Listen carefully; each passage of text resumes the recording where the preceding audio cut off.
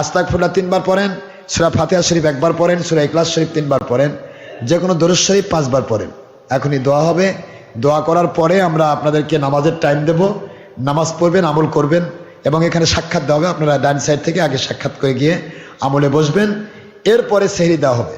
সেহরির সময় ইনশাআল্লাহ সবাইকে সেহরি খাওয়ানো হবে, সমস্যা নেই। তবে মসজিদের ভিতরে যারা আছে তাদেরকে আগে দেওয়া হবে। বাহিরের লোক যেন বাহির থেকে হঠাৎ করে এসে যেন তারা আগে না পায়। আমাদের এখানে যারা দীর্ঘক্ষণ সেই জুমার থেকে কষ্ট করে আছেন, দূর দূরান্ত থেকে এসেছেন, তারা সবাই পাওয়ার পরে তবারক অবশ্যই থাকবে ইনশাল্লাহ। পরে বাইরে থেকে যারা দৌড়ে আসবেন তাদেরকে দেওয়া হবে ইনশাল্লাহ, তাদেরকে মাহরুম করা হবে না, দেওয়া হবে। কিন্তু তারাই যেন হঠাৎ করে এসে আগে না পায়। কর্তৃপক্ষকে বলছি, যারা দায়িত্বে আছেন মহিলাদের ভিতরে আম্মাজানদের মধ্যে তবারক পাঠানোর ব্যবস্থা করবেন।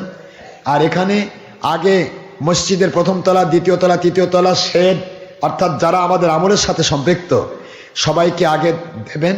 এরপরে বাহিরের লোক যারা আসবে তাদেরকে দেবেন ইনশাল্লাহ। আমরা বঞ্চিত করব না। তবারক আমাদের এখানে কোনোদিন শর্ট হয় না, আল্লাহ পাকের দয়া ইনশাল্লাহ। এর আগে আমরা একবার মাত্র 3000 প্যাকেট করছি, অথচ সেদিন হিসাব করে দেখা গেল প্রায় 5 থেকে 6000 লোক খেয়েছে। আর বাকি 3000 কোথা থেকে আসলো? আল্লাহ পাকের দয়ায় বরকত দান করেছেন। সুতরাং শর্ট হবে না, চিন্তার কোনো কারণ নেই, আপনারা সবাই পাবেন। তবে বাহিরে যারা হঠাৎ করে আসতেছে তাদেরকে কিন্তু হঠাৎ দেওয়া যাবে না। আগে যারা আমলের সাথে সম্পৃক্ত আছে তাদেরকে, যারা আজকে এখানে আছেন তারা সকলে রোজা রাখবেন।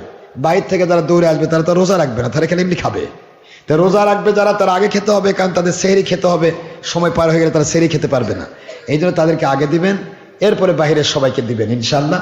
সকলেই পাবেন। মহান আল্লাহ আমাদের সবাইকে সঠিক ইসলাম বোঝার তৌফিক দিন। নামাজ, রোজা, হজ, যাকাত সব ফরজাত, ওয়াজিবাত, সুন্নাতগুলো আদায় করার তৌফিক দিন। আল্লাহর হুকুম, রাসূলের সুন্নাহ মোতাবেক চলার তৌফিক দিন।